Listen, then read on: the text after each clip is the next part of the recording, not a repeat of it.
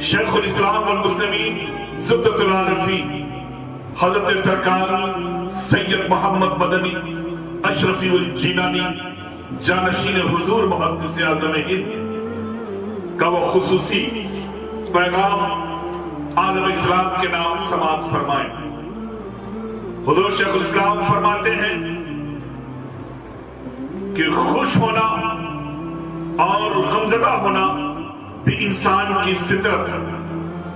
ایک لفظ پہ غور کریے گا، خوش ہونا اور غمزدہ ہونا بھی انسان کی فطرت ہے، لیکن خوشی و غم منانے میں ہمیں آزاد نہیں چھوڑا گیا کہ ہم جس طرح چاہے خوشی منائیں، جس طرح چاہے غم منائیں، بلکہ اسلام دین فطرت ہے۔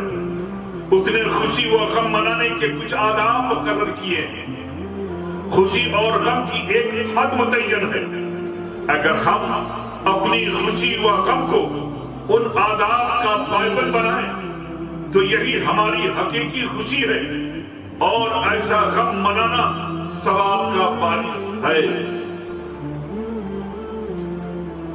حضور شیخ الاسلام والمسلمین آگے فرماتے ہیں کہ عید کا موقع مسلمانوں کے لیے خوشی کا موقع ہے۔ عید کا موقع مسلمانوں کے لیے خوشی کا موقع ہے۔ رسول خدا صلی اللہ تعالی علیہ وسلم جب مدینہ شریف میں جلوہ افروز ہوئے تو آپ نے دیکھا کہ یہودیوں نے کچھ دنوں کو متعین کر رکھا ہے اور وہ اس میں خوشیاں مناتے ہیں۔ ان کی خوشی منانے کا انداز الگ ہوتا تھا، ان یہود و نصارہ کی خوشیاں منانے کا انداز الگ ہوتا تھا۔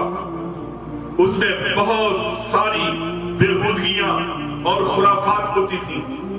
اس موقع پر رسول اللہ صلی اللہ تعالی علیہ وسلم نے اپنے اصحاب سے فرمایا، مسلمانوں سے فرمایا کہ رب تبارک و تعالی نے تم کو دو خوشی کا موقع عطا فرمایا ہے، ایک عید الفطر کی خوشی اور دوسری عید القربہ کی خوشی۔ حضور شیخ الاسلام والمسلمین آگے فرماتے ہیں کہ یہ عید دراصل اللہ رب العزت کا ایک فضل ہے۔ جب مسلمان رمضان شریف کے مہینے میں روزے سے فارغ ہوئے تو اس نے خوشی منانے کا ایک دن عطا کیا، لیکن اسلام نے مطلقاً آزاد ہو کر اپنی مرضی سے خوشی منانے کا حکم نہیں دیا، بلکہ مسلمانوں کو سمجھایا گیا کہ تمہاری خوشی وہی ہے جس میں تمہارا رب خوش ہے اور تمہارے رسول خوش ہے۔ یہ عید تمہارے لیے انعام کا ایک دن اور شکر کی ایک منزل ہے کہ تم نے رمضان شریف کا فریضہ انجام دیا ہے، آخری 10 دنوں کا اعتکاف کیا ہے، تراویح پڑھی ہے، عشرہ آخر میں لیلۃ القدر کی تلاش میں شب بیداری کی ہے۔ اب اللہ کی بارگاہ میں دوگانا پڑھ کر اس کا شکر ادا کریں۔ اس لیے عید کی نماز دراصل شکر کی نماز ہے کہ اجتماعی طور پر ہم عیدگاہ یا کسی میدان میں شکر کی نماز پڑھتے ہیں۔ دیکھیے حضور شیخ الاسلام فرماتے ہیں کہ ذرا غور کیجئے کہ ہماری خوشی نماز سے شروع ہوتی ہے، لغویات سے نہیں، برے کاموں سے نہیں، بلکہ کس چیزوں شروع ہوتی ہے؟ نماز سے شروع ہوتی ہے۔ نماز کی تکبیرات میں بھی ہم اضافہ کرتے ہیں، خدا کی بڑائی بیان کرتے ہیں۔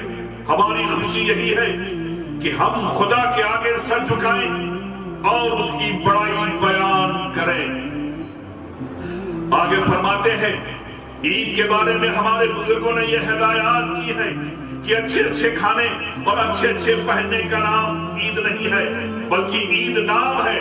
توجہ چاہتا ہوں حضور شیخ الاسلام کیا فرما رہے ہیں، بلکہ عید نام ہے خوف الہی کا، اللہ کی وعید سے بچنے کا، तकवा और तहारत का। तुम अच्छे अच्छे लिबास पहनने के बजाय तकवा और तहारत का लिबास पहनो, यही असले ईद है।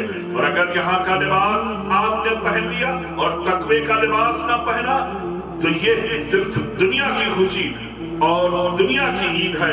आप ऐसी ईद मनाएं जो आखिरत की ईद है, ऐसी ईद मनाएं जिससे आखिरत में भी आपको खुशी हो। ईद उसके लिए नहीं जिसने नया लिबास पहन लिया, ईद उसके लिए है जिसने अल्लाह का तकवा तैयार किया, जो हर उस चीज से बचता है जिस पर वईद नाजिल है, उसके लिए ईद है। इसलिए आप हकीकी ईद मनाना चाहते हैं तो ऐसी ईद मनाएं जिसमें अल्लाह और उसके रसूल की खुशी हो, अल्लाह उसके रसूल की रजा हो। ईमान के इस ज़मीर के मुताबिक, उस ज़मीर के मुताबिक मनाएं जो अल्लाह रब्बुल इज्जत ने ज़मीर अता किया है। अजीजों, इस बात का आप भरपूर ईद के मौके पर ख्याल करिए।